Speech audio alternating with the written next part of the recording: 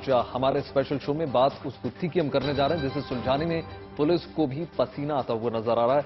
हम बात कर रहे हैं सीमा हैदर और सीमा ठाकुर की, जो कुछ दिन पहले पाकिस्तान से अपने 4 बच्चों के साथ भारत आई हैं और सचिन नाम के शख्स के साथ रहने लगी।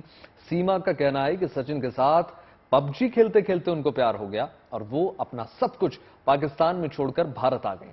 हालांकि जिस अवैध तरीके से सीमा ने भारत में एंट्री की है वो सवालों के घेरे में है। सीमा के पास कई पासपोर्ट हैं जिसे लेकर उन्हें शक की निगाह से देखा जा रहा है। हालांकि सीमा ऐसे सवालों से बेखबर अपनी नई जिंदगी बुनने में व्यस्त है। सीमा हिंदुस्तान में रहकर हिंदू रीति रिवाज से जिंदगी गुजारने की बात कह रही हैं, फिर भी उन्हें लेकर हिंदुस्तान से लेकर पाकिस्तान तक केवल और केवल सवाल ही सवाल हैं। तो आज हम इस पर बात करेंगे, इसी मुद्दे पर कि आखिर सीमा का सच क्या है। कुछ खास मेहमान भी हमारे साथ में रहेंगे।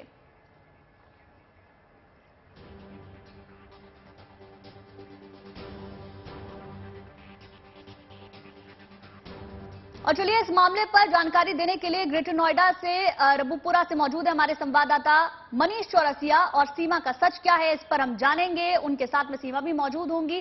साथ ही कुछ खास मेहमान भी हमारे साथ जुड़ गए हैं। यूपी के पूर्व डीजीपी डॉक्टर विक्रम सिंह, आंतरिक सुरक्षा मामलों के विशेषज्ञ मेजर जनरल रिटायर्ड संजय सोई। आप सभी मेहमानों का बहुत बहुत स्वागत। आपके पास आएंगे और इस पूरी गुत्थी को थोड़ा सा सुलझाने की, समझने की कोशिश करेंगे। लेकिन कहानी बड़ी दिलचस्प है। पबजी से क्योंकि प्रेम कथा शुरू हुई है, पाकिस्तानी नागरिक सीमा हैदर की पहेली उलझी सी नजर आती है। सीमा को लेकर सोशल मीडिया और दूसरी जगहों पर कई बातें कही जा रही हैं। उनकी बताई कई कहानियां जिस पर लोग उंगली उठा रहे हैं, कई तो उन्हें पाकिस्तान का जासूस कह रहे हैं। ऐसे में जेएनटी की टीम ने भी पूरे मामले पर सीमा, सचिन और उनके पड़ोसियों का पक्ष जाना। हालांकि हम ये साफ कर देना चाहते हैं कि सीमा के मामले में हमें भारतीय जांच एजेंसियों पर पूरा भरोसा है। उसकी तफ्तीश ही पूरा सच सामने लेकर आएगी। लेकिन हमने सीमा और सचिन की सफाई भी आपके सामने रखने की कोशिश की है। देखिए।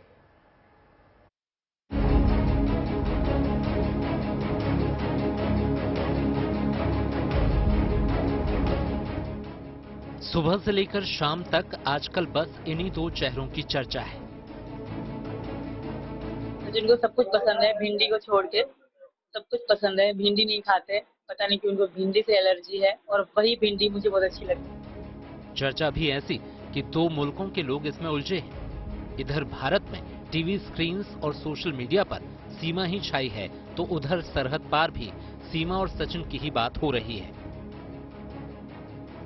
उस औरत ने मुझसे मार खानी है कि 4 बच्चे होने के बावजूद वो किसी दूसरे मर्द नामहरम के पास गई है अपने शौहर को छोड़ते हुए, जबकि शौहर उसका जिंदा है। ठीक है, इस तरह से गलत है। पर अब सवाल ये उठ रहा है कि पाकिस्तान छोड़कर यूपी के ग्रेटर नोएडा पहुंची सीमा क्या वाकई में सचिन के लिए ही भारत आई है, या फिर उसका असली सच अभी सामने आना बाकी है, क्योंकि कुछ लोग उसके पाकिस्तानी जासूस होने का शक जता रहे हैं। जेएनटी की टीम ने इन्हीं आरोपों और पहलुओं पर सीमा सचिन से बात की, लेकिन सीमा इन आरोपों से साफ इनकार कर रही है। नहीं सर, ऐसा कुछ भी नहीं है। जब भी सच्चाई सामने आएगी तो फिर ही आप बात करेंगे। ऐसा कुछ है नहीं, क्योंकि अपनी बेटियों के साथ हूँ, मेरी मासूम बेटियां हैं, मेरा बेटा है। ऐसा होता तो मैं अकेली ही आती, शायद पहली बार में जब आई तभी आती। अगर यहाँ ऐसा होता तो मैं खुद चल के वकील के पास नहीं जाती। कहा यह भी जा रहा है कि सीमा जिस ढंग से बोलती हैं और जैसे सोशल मीडिया का इस्तेमाल करती हैं, वैसे दूसरे आम लोग नहीं कर पाते। वो कम पढ़ी लिखी होने के बावजूद सोशल मीडिया फ्रेंडली है। इस पर सीमा का कहना है कि ऐसी तकनीक का इस्तेमाल आजकल हर कोई कर लेता है। बिल्कुल चला लेती हूँ, आजकल हर कोई चला लेता है। जो नहीं भी पढ़ा, बिल्कुल नहीं पढ़ा लिखा, वो भी चला लेता है। जिनकी 0 एजुकेशन है, क्या वो लोग नहीं चलाते? इंग्लिश की बात कर दो, इजी शब्द ही आते हैं। ज्यादा एक साथ में इंग्लिश तो कभी बोल ही नहीं सकती। और कंप्यूटर का भी लोग कह रहे हैं, कंप्यूटर में कभी टच भी ना करा कि कंप्यूटर ओपन कैसे होता है। सवाल सीमा की बोलचाल को लेकर भी उठ रहे हैं, क्योंकि वो उर्दू के बजाय हिंदी शब्दों का ज्यादा प्रयोग करती हैं। उनकी बोली में यूपी का टच ज्यादा दिखता है, जबकि पाकिस्तान में इस तरह की भाषा नहीं बोली जाती। ऐसे में उन पर यह भी आरोप लग रहे हैं कि सीमा को पूरी ट्रेनिंग के साथ भारत भेजा गया हो। हालांकि सीमा को अपनी पत्नी बताने वाले सचिन इस मामले में उनका बचाव करते हैं।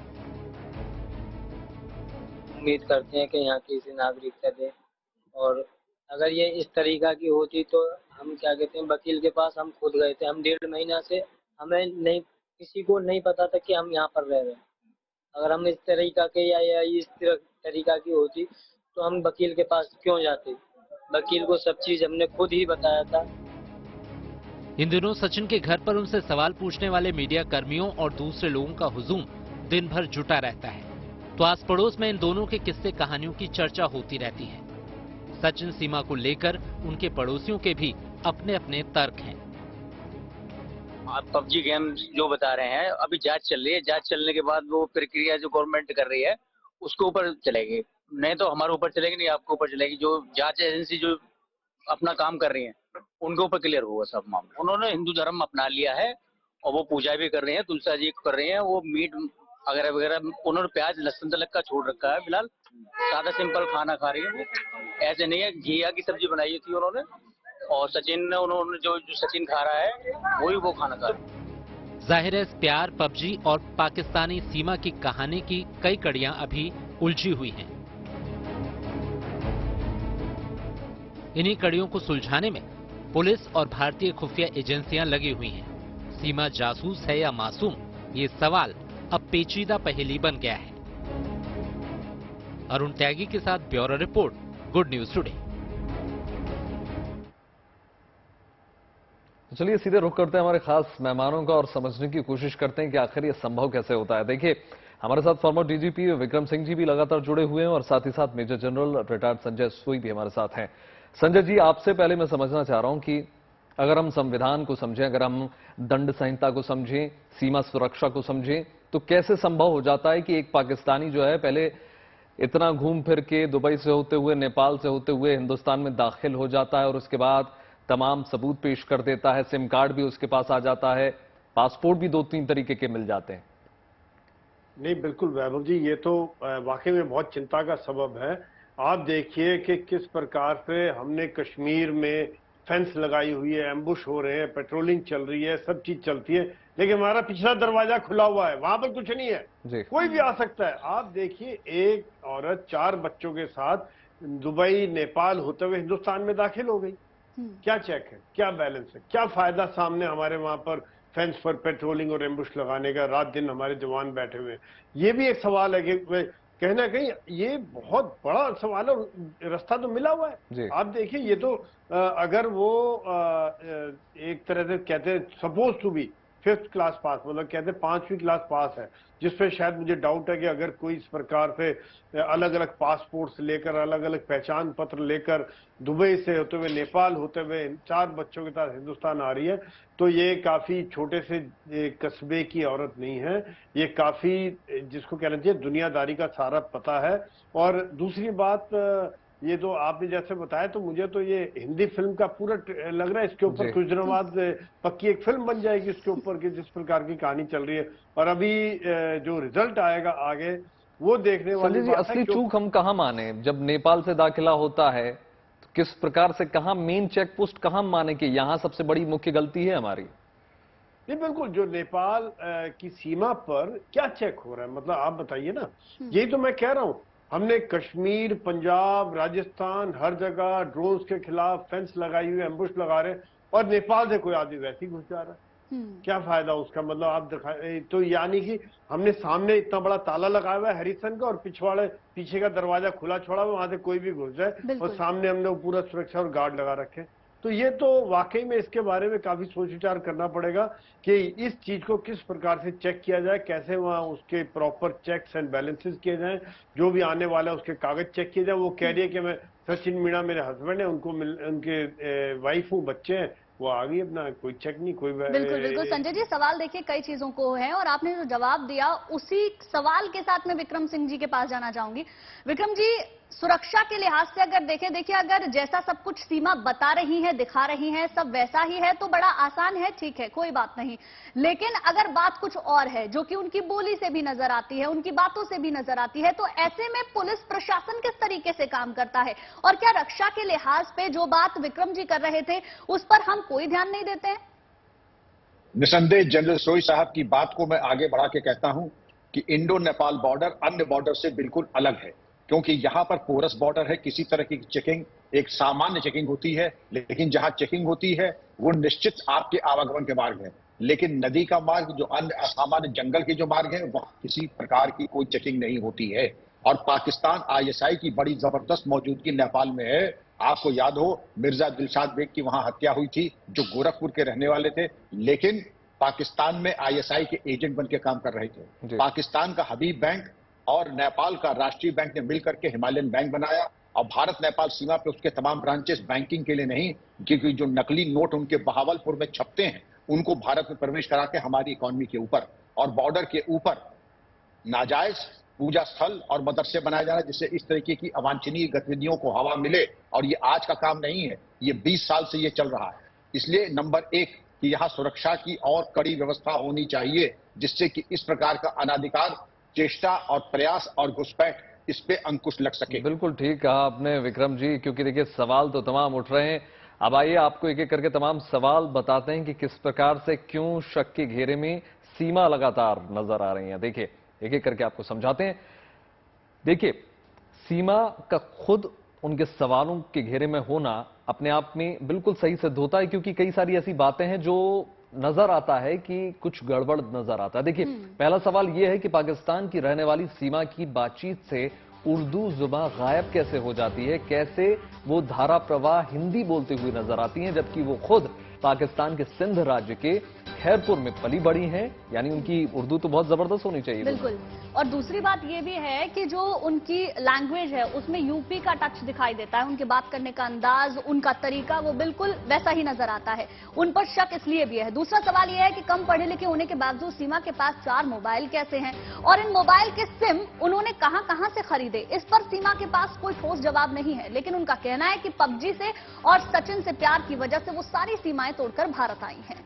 एक गेम ने देखिए किस प्रकार से खेल किया है। तीसरा बड़ा सवाल ये उठता है जो सीमा को लेकर लगातार उठ रहा है, वो ये है कि सिम कार्ड होने के बावजूद सीमा ने नेपाल में कॉल करने के लिए हॉटस्पॉट का इस्तेमाल क्यों किया। ऐसे कई सवालों को जवाब एजेंसियां लगातार तलाशने में जुटी हुई हैं। बिल्कुल। सीमा के पास मिले 5 पासपोर्ट भी शक के कटघरे में उन्हें खड़ा करते हैं, लेकिन सीमा का कहना है कि पाकिस्तान से नेपाल और फिर भारत तक पहुंचने के बीच उससे कोई भी पूछताछ नहीं की गई। ऐसे में इस सवाल का कोई मतलब नहीं है। जी हां, देखिए सीमा पर अपनी उम्र गलत बताने का इल्जाम लगातार आ रहा है, लेकिन इस पर भी सीमा का कहना यह है कि वो जल्द ही सोशल मीडिया पर अपना बाकायदा एक पेज बनाएंगे, अपने बारे में तमाम डिटेल्स देंगे, ऐसा वो लगातार क्लेम कर रही हैं। अपने आपको मासूम भी बता रही हैं वो। मनीष हमारे साथ लगातार जुड़े हुए हैं। मनीष, क्या आपके साथ सीमा और सचिन है इस वक्त मौजूद, क्या उनसे बातचीत हो सकती है?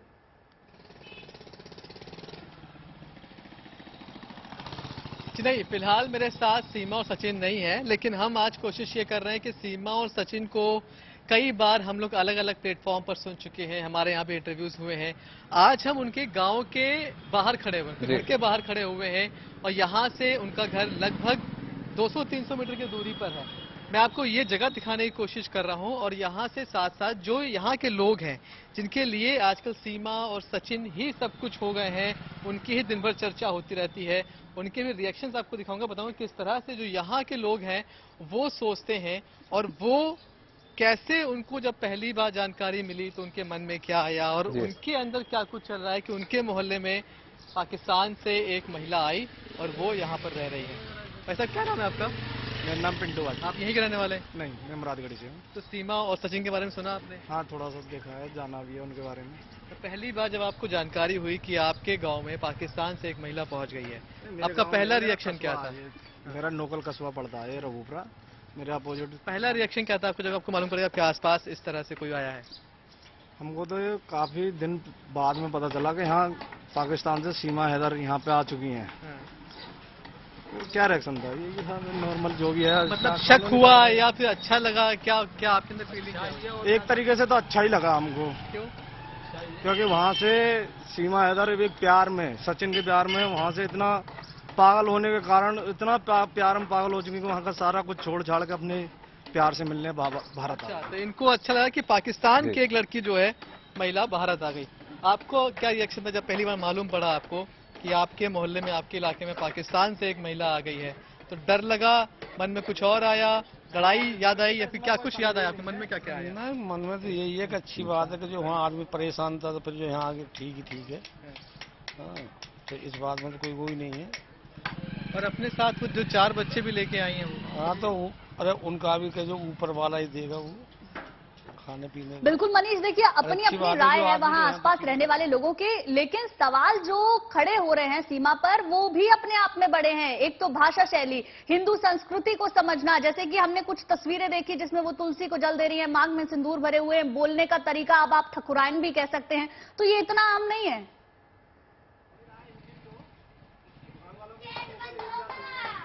तो बिल्कुल ये इतना आम नहीं है, लेकिन उसके बावजूद जो गांव के लोग हैं उनके रिएक्शन जब आप सुन रही हैं तो अधिकतर लोग ये कह रहे हैं कि ये तो अच्छी बात है कि पाकिस्तान से कोई महिला भारतीय लड़के की दीवानी होकर यहाँ तक सब कुछ छोड़ छाड़ के चली आई।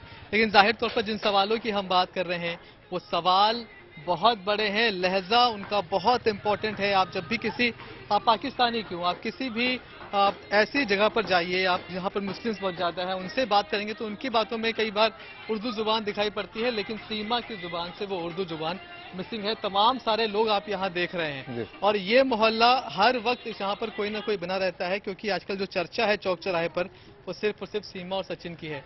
बाबूजी, आपको जब मालूम हुआ कि आपके मोहल्ले में बाहर से एक महिला यहाँ पहुंची है तो आपके मन में क्या आया? आप किस तरह से आप उनको देखते हैं? भारतीय अब मान लेंगे उन्हें? ये तो बोल भैया हम तो नहाते हैं ना, हम तो दिल्ली वाले हैं। हाँ, दिल्ली वाले भैया। चलिए ये नहीं बोलना। चलिए ठीक है मनीष, लोग वहां पर अभी कुछ ज्यादा कहना नहीं चाह रहे हैं। ठीक है मनीष, लौटूंगी आपके पास। लगातार हमारे 2 खास मेहमान हमारे साथ बने हुए हैं।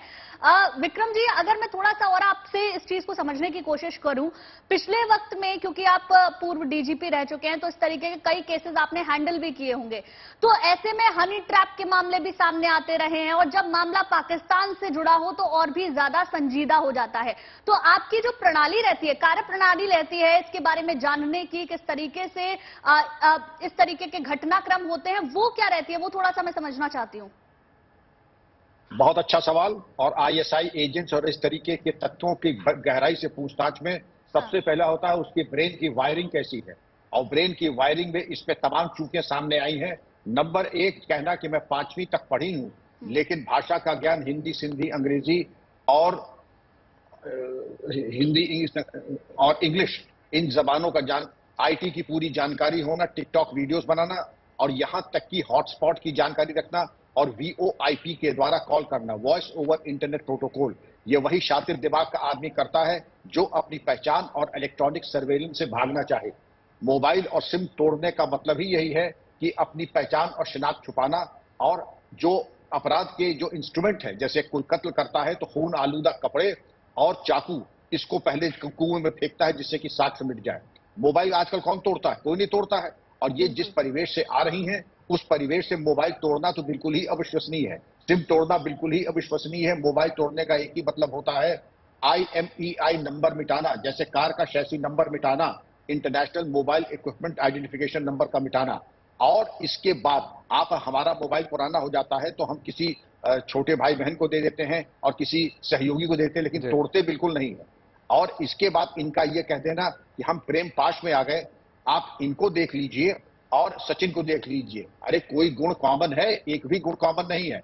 10,000 महीना कमाने वाला पल्लेदार अपना पेट कैसे पालेगा? सीमा जी का, उनके 4 बच्चों का पेट कैसे पालेगा?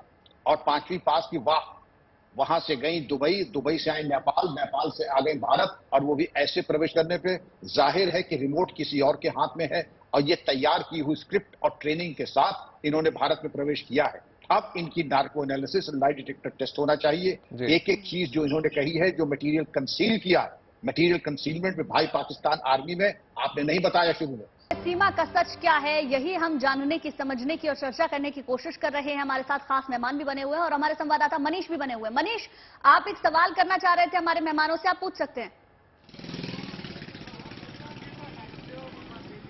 जी, मेरा एक सवाल है विक्रम सर से, वो डीजीपी रहे हैं यूपी के। सर, सवाल ये है कि जितने घंटे पुलिस को ये पता करने में कि सीमा नाम की कोई पाकिस्तानी महिला भारत में है, ये पता करने में लगे, उसे पकड़ने में लगे, उससे भी कम घंटे में वो जमानत पर रिहा हो जाती हैं। तो क्या सवाल ये है कि क्या लोकल जो पुलिस है वो इस जांच के लिए सक्षम है कि बड़े से बड़े साक्ष्य को जुटा पाए? क्या लिमिटेशंस है पुलिस की इस तरह के मामलों की जांच करने में? बिल्कुल नहीं। मनीष जी गए गांव में, प्रत्येक गांव में 4 चरण होते हैं जांच के। ग्राम प्रधान, ग्राम चौकीदार, फुट पेट्रोलिंग और इसके अलावा जो गश्त और गाड़ाबंदी होती है, इसके अतिरिक्त जो पुराने लाइसेंसदार और पेंशनर्स होते हैं। ये सूचना तंत्र इसलिए बना है कि अगर कोई अस्वाभाविक कार्य होता है, असामान्य चीज होती जो कि इस केस में हुई है, उसकी तुरंत सूचना थाने को दी जानी चाहिए। ऐसा कुछ नहीं हुआ। ये तो भला हो वकील साहब का कि उन्होंने पुलिस को सूचित किया और फिर इनकी पूछताछ शुरू हुई। क्योंकि इसमें राष्ट्रीय और अंतर्राष्ट्रीय स्तर के प्रकरण हैं, इसलिए बेहतर होगा कि ऐसे प्रकरण में उत्तर प्रदेश पुलिस के साथ रॉ, आईबी, मिलिट्री इंटेलिजेंस और तमाम सिस्टर एजेंसीज मिल करके गहराई से पूछताछ करें, रिमांड पे लेकर के, और एक एक चरणबद्ध तरीके से कि जो जमीन के 13 लाख बेचे थे उनका क्रय विक्रय कैसे हुआ और दुबई में खर्चे कैसे चले, नेपाल में कैसे खर्चे चले। 1770 किलोमीटर लंबी इंडो नेपाल बॉर्डर की है और यूपी में किस प्रकार प्रवेश करके आई, इनका सपोर्ट सिस्टम क्या था और इन्होंने व्हाट्सएप कॉल क्यों किया, वो भी नेपाल से मित्रता से लेकर के।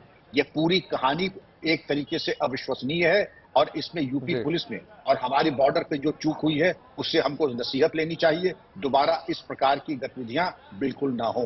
बिल्कुल विक्रम जी, और साथ ही साथ संजय जी, आपसे एक बहुत ही प्रमुख सवाल है कि देखिए, अगर बात होती है अवैध प्रवासियों की, अगर बात घुसपैठियों की होती है, अगर कानून के लिहाज से हम समझना चाहें तो किस प्रकार से दंड संहिता हमारी क्या कहती है, क्या कुछ प्रावधान है? क्योंकि ऐसा कहते हैं कि देखिए, बिना पासपोर्ट के या फिर एक निश्चित अवधि में ही आप कहीं दूसरे देश में ट्रैवल कर सकते हैं, उस अवधि के बाद वहां आप रुक नहीं सकते। किस प्रकार ये काम करता है? नहीं, बिल्कुल। ये जो जिस प्रकार से ये तंत्र है कि जो एंट्री हुई है, जितने समय के लिए उन्होंने वीजा लिया उसके बाद वापस जाना चाहिए। इनफैक्ट अभी काफी जो रजिस्टर बना हुआ है कि उनके वापस जाने का, और काफी बड़ी संख्या में ऐसे लोग हैं जो कि वापस नहीं गए, जिनकी भी अभी ढूंढ खोज चल रही है।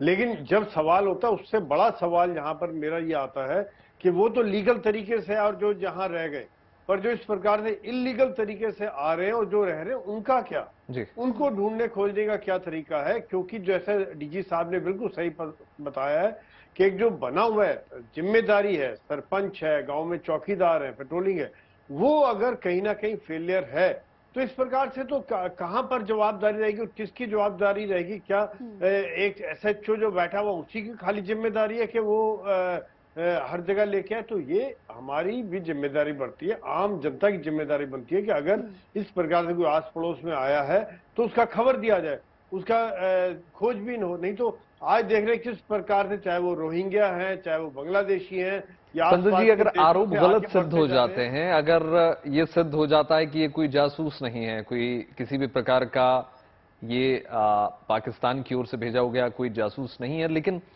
ये सिद्ध हो जाता है वाकई एक प्रेम कथा है, जैसा कि आपने कहा कि एक फिल्मी स्टोरी लगती है, तब क्या इनको छोड़ दिया जाएगा या दोबारा इनको किस प्रकार बसाया जा सकता है? नहीं, देखिए, वैसे तो इलीगल एंट्री है, ना इनके पास कोई पासपोर्ट ना वीजा, और गुपचुप तरीके से किस प्रकार से भारत आई हैं, और इसके ऊपर जो कानूनी कार्रवाई है वैसे तो डिपोर्टेशन का है कि इनको वापस भेज दिया जाएगा, क्योंकि कोई भी इलीगल तरीके से ऐसा आता है तो उसको वापस भेज दिया जाता है। लेकिन हो सकता है कि अभी क्या सरकार फैसला लेती है, क्या इस प्रकार से सुरक्षा एजेंसी फैसला लेती हैं, ये समय बताएंगे। अभी अभी आपने एक बात कही कि जो चूक है ना वो हर स्तर पर है, चाहे बॉर्डर से लेकर आप एसएचओ तक की बात कर रहे हैं तो हर ही स्तर पर है, और अगर आम जनता जागरूक भी हो जाती है, होना चाहिए, बिल्कुल होना चाहिए। लेकिन आप मुझे ये बताइए कि सीमा हैदर का जो मामला है वो तो लंबे वक्त से चर्चाओं में बना हुआ है, हर मीडिया चैनल इसको कवर कर रहा है, हम लोग दिखा रहे हैं, लेकिन उसके बाद भी कोई टेस्ट तो नहीं हुआ। नार्को टेस्ट की आपने बात की, लेकिन ऐसा तो अभी कुछ भी नहीं हुआ। नहीं, बिल्कुल, मैं इस मामले में डीजी साहब की बात से पूरी तरह से सहमत हूं कि एक जॉइंट इंटेरोगेशन बहुत जरूरी है, क्योंकि जिस प्रकार से उन्होंने टेक्नोलॉजी का इस्तेमाल किया, जिस प्रकार से वो यहाँ पर आई हैं, 5th क्लास पास हैं, और जिस प्रकार से मतलब दुबई, नेपाल होते हुए मोबाइल तोड़ना, जो तथ्य आए हैं सामने, उसे साफ जाहिर होता है कि कहीं ना कहीं बात बहुत गहरी है, और एक जॉइंट इंटेरोगेशन बहुत जरूरी है ताकि सभी एजेंसी मिलकर काम करें। और वैसे मुझे उम्मीद है कि ये काम चल रहा होगा, अभी चाहे सामने आ रहा है या नहीं आ रहा है, नार्को टेस्ट बचा हुआ है, डेफिनेटली वो होता तो वो चीज बात सामने आ जाती, लेकिन जो जांच पड़ताल चल रही है वो मैं इस चीज में मुझे पूरा भरोसा है हमारे साथ। मेरा एक सवाल है विक्रम जी से। विक्रम जी, अब जो सीमा का मामला है वो बहुत ज्यादा चर्चाओं में है, क्योंकि आप यूपी के जो कि सबसे बड़ा स्टेट है और सबसे ज्यादा पहले क्राइम के सीन्स भी यहीं से आते थे, हनी ट्रैप के मामले भी कई सामने आ चुके हैं, तो ऐसे में पुलिसिंग प्रक्रिया अब कैसे आगे काम कर रही होगी, इसके बारे में आप हमें थोड़ा सा बताएं, क्योंकि अभी तक कोई एक्शन तो लिया नहीं गया है, इंटरनली जांच चल रही हो तो अलग बात है। देखिए, इन्होंने बहुत शातिर दिमाग के तरीके से अपना किया है, जिससे कि इलेक्ट्रॉनिक सर्वेलेंस के रडार से ये बाहर हो जाए। सचिन को भी इन्होंने मशवरा दिया होगा कि तुम केवल VoIP के ऊपर बात करो, या तमाम ऐसे एनक्रिप्टेड ऐप्स हैं जिनका मैं नाम नहीं लूंगा, जो कि इस तरीके के शातिर दिमाग के लोग इस्तेमाल करते हैं, जिससे कि वो रडार पे ना आने पाए। लेकिन जो इस तरीके की बातचीत होती है, जब उसका खुलासा होता है, तो उसके बाद कुछ रिवर्स इंजीनियरिंग होती है, जो कि दोनों के केस में, न सिर्फ सीमा के बल्कि सचिन के केस में भी होनी चाहिए, कि क्या लाभान्वित हुए। 10,000 रुपए कमाने वाला पल्लेदार, इसकी जरिया आमदनी, पुलिस का एक पैरामीटर होता है जरिया आमदनी, और जरिया आमदनी के आधार पर ये तमाम चीजें जो अविश्वसनीय है। और इसको एक और चीज होती है इन्वेस्टिगेशन में, SARS, suspicious activity reporting system. जाहिर है कि सस्पिशियस एक्टिविटी रिपोर्टिंग सिस्टम हमारा निष्क्रिय था। सीमा आई, ये तो वकील साहब न बताते तो कदाचित रह जाती। और इंडियन फॉरेनर्स एक्ट में इन्होंने अपराध किया। फॉरेनर्स रजिस्ट्रेशन के ऑफिस में जाके इनको रजिस्ट्रेशन कराना चाहिए था, वो तो छोड़ दीजिए। जब घुसपैठिए की तरह चोर दरवाजे से आई हैं, वो तमाम प्रक्रिया तो बिल्कुल अब नहीं संभव है। अब तो जो इंडियन फॉरेनर्स एक्ट के अंतर्गत जो अपराध पंजीकृत हुआ और उसके अंतर्गत जो इनके खिलाफ कार्रवाई हो रही है, ये भारत सरकार निर्णय लेगी कि इनको डिपोर्ट करेगी या रोकेगी। लेकिन जो पुलिसिंग के ऊपर आपने प्रश्न उठाया है, घुसपैठ रोकने के लिए हिंदुस्तान के हर थाने में एक रजिस्टर होता है, लापता पाक नागरिक। वो जो वैध कागज से आते हैं और जो भूमिगत हो जाते हैं, उनके ऊपर ये तो डंके की चोट पे चोर दरवाजे से आई हैं, इनके ऊपर तो और फौरी कार्रवाई होनी चाहिए। बिल्कुल, कार्रवाई उचित होना चाहिए विक्रम जी। और मनीष लगातार जुड़े हुए हैं। मनीष, अगर हम परिवार वालों की प्रतिक्रिया समझने की कोशिश करें, आसपास मोहल्ला पड़ोस में किस प्रकार की चर्चाएं हैं, किस तरीके से देखा जा रहा है इसको? क्या परिवार में भी ऐसा देखा जा रहा है कि क्या सब कुछ ठीक नहीं है, सिर्फ पति पत्नी खुश हैं, ऐसा कुछ? देखिए, अभी तो हम घर तक पहुंचे नहीं हैं। ये वो गली है जो सीमा और हैदर के, सीमा और सचिन के घर तक जाती है, और इस गली के बाहर का आप नज़ारा देखिए। इतनी भीड़ है यहाँ चारों तरफ, हर वक्त कोई ना कोई मीडिया वाला या यूट्यूबर होता है, और इस तरह का जमावड़ा हर वक्त यहाँ पर रहता है। कुछ महिलाएं यहाँ पर हैं, उनसे जानने की कोशिश करते हैं। आंटी, आप यहीं की रहने वाली हैं? हाँ, हम इधर हैं। तो सीमा के बारे में जब आपको मालूम पड़ा तो अब क्या लग रहा है आपको, कि अच्छा है आ गई हैं, या फिर बाहर की हैं तो जाना चाहिए वापस? अच्छा तो ना लग रहा कि अब तक इस मैटर से आई है, क्या है क्या ना है। अच्छा तो ना लग रहा। शक हो रहा है कुछ? सकवे तो बात ही है कि सक में आगे क्या होएगा, क्या पब्लिक के लिए, हमारे लिए क्या हुई हमारे देश में। हाँ, इंडिया पाकिस्तान को तो वैसे आंकड़ा चल लो, अब इसमें आगे आगे क्या करेगा क्या नहीं करेगा हमारे साथ में। आप मिलने गई उनसे, मुलाकात हुई? नहीं हुई मुलाकात मेरी, हम गए थे वापस, वहाँ के कोई है ही नहीं वहाँ पे। कब गई थी आप? अभी गए थे। अच्छा, अभी गई थी तो घर पे नहीं है? हाँ, घर पे नहीं है। ये बता रही कि अभी वो गई थी तो घर पे नहीं। लेकिन देखिए, अब महिलाओं को शक हो रहा है कि कुछ हो सकता है, लेकिन पुरुष जो है जिनसे अभी तक बात की मैंने, वो खुश हैं कि भाई पाकिस्तान से एक बहू गाँव में आई है। अम्मा, पाकिस्तान से एक महिला आपके यहाँ आई है, बहू बना लेंगे उसको आप? कौन काय को बनाएंगे भैया? नहीं बनाएंगे ना। क्यों? राजी हमारी। तो बेटा तो आपके घर का है ना? है? बेटा आपका घर का तो पाकिस्तान को यहाँ आवेगा तो काय को रखेंगे उन्हें? अपने घर जाओ पाकिस्तान से। और वो अभी हिंदू धर्म अपना लेंगे, फिर शादी कर लेंगे सचिन से, तब क्या करेंगे आप? ये तो गलत बात है।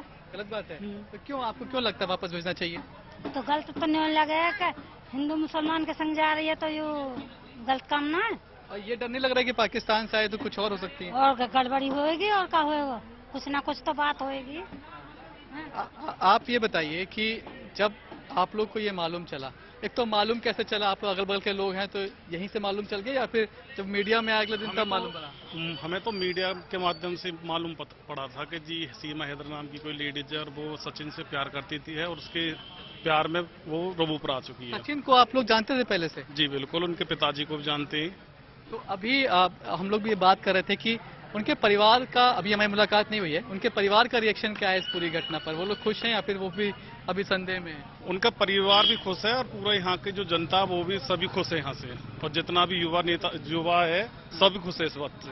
क्या खुशी की क्या वजह है? इसी खुशी की बात यह है कि पाकिस्तानी लड़की ने हिंदू धर्म अपनाकर और भारत में शादी कर रही है, वो सबसे बड़ी खुशी की बात तो यही है। और इससे ज्यादा खुशी बताओ क्या हो सकती है? मनीष, अब तो वो हिंदुस्तान की ससुराल ही बन गई। आसपास के लोग हैं वो वही बता रहे हैं जो अभी तक उन्होंने देखा है, जो महसूस किया है। लेकिन देखिए, आधी से ज्यादा चीजें तो सचिन से पूछताछ करके भी समझ में आ जाएंगी, क्योंकि परिवार वाले तो जानते ही होंगे ना सचिन कितना पबजी खेलते हैं। और पबजी खेलते खेलते मैंने तो ये भी सुना था इंटरव्यू में कि सीमा भी खेलती थी, सीमा का बेटा भी खेलता था और सचिन भी खेलते थे।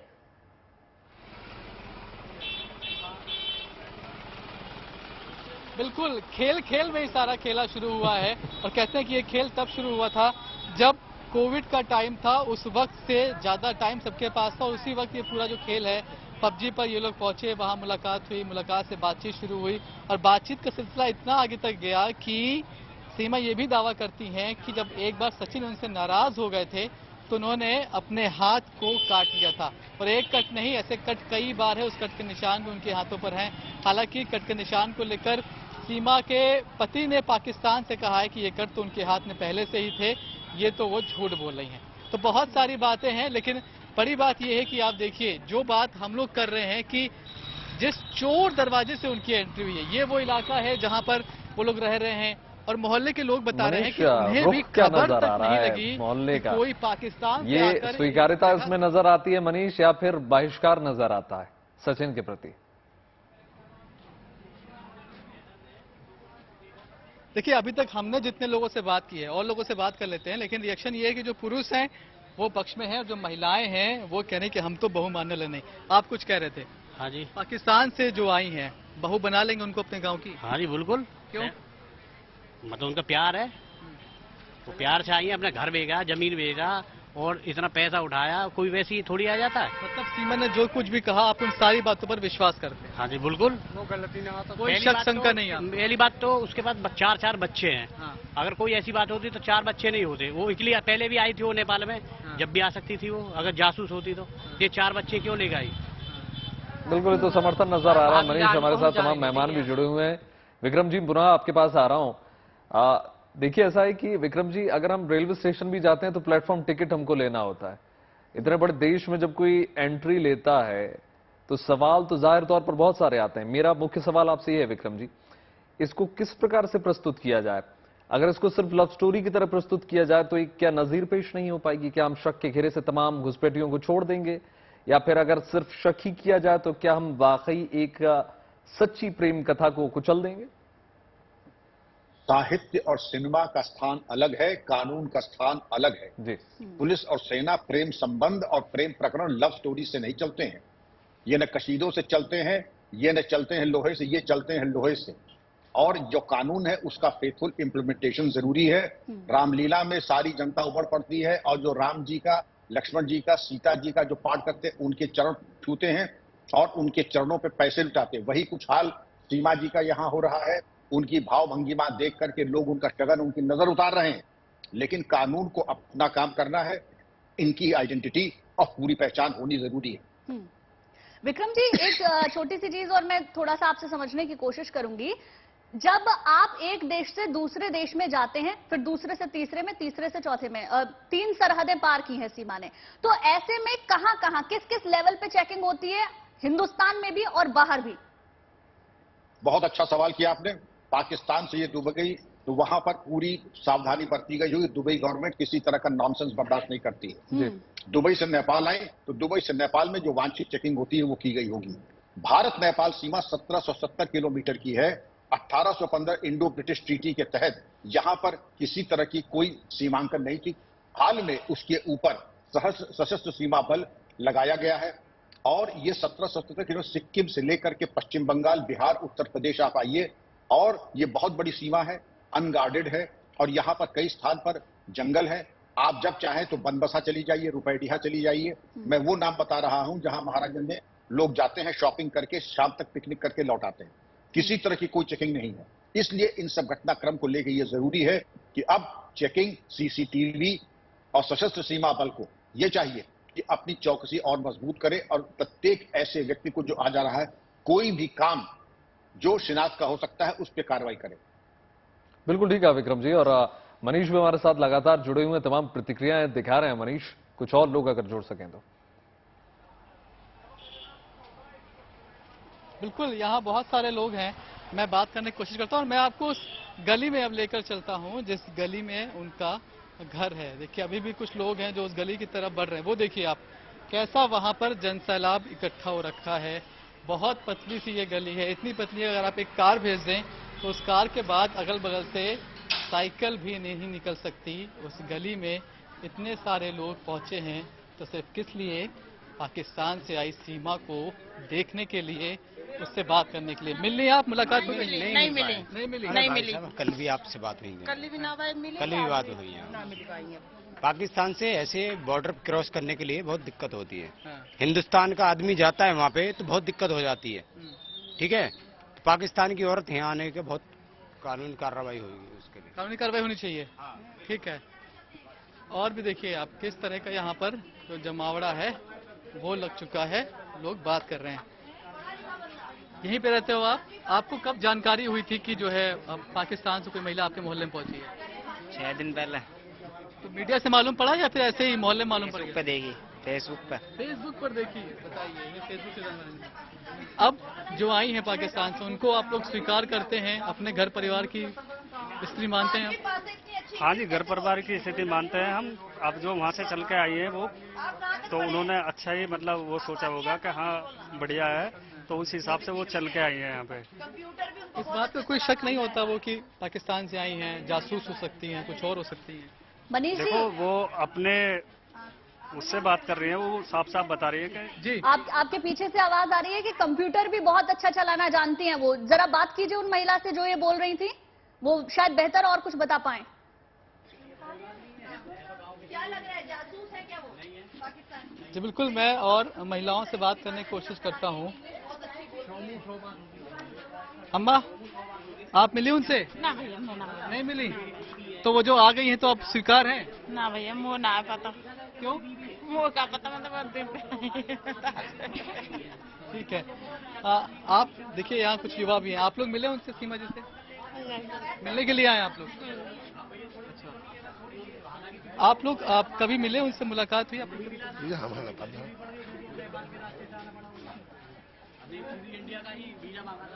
आपकी मुलाकात हुई सीमा जी से? नहीं। क्या जानती हैं आप उनके बारे में? हम नहीं जानते, हम तो आई पहली बार। तो वो जो पाकिस्तान देखने आए, खाली आप देखने आए हैं? देखने आए। कहाँ से आए देखने? यहीं से आए, उपरा में से ही। अच्छा, तो अभी 4 दिन बाद आ रहा है, इतना लेट? टाइम ना मिला, टाइम नहीं मिला। टाइम ना मिला, अपने बच्चों में से टाइम ना मिलता है। तो अब जो वो पाकिस्तान से आई तो उनको आप स्वीकार कर लेंगे या कहेंगे वापस भेजो? काहे को भेजेंगे वापसी? वापसी क्यों भेजेंगे?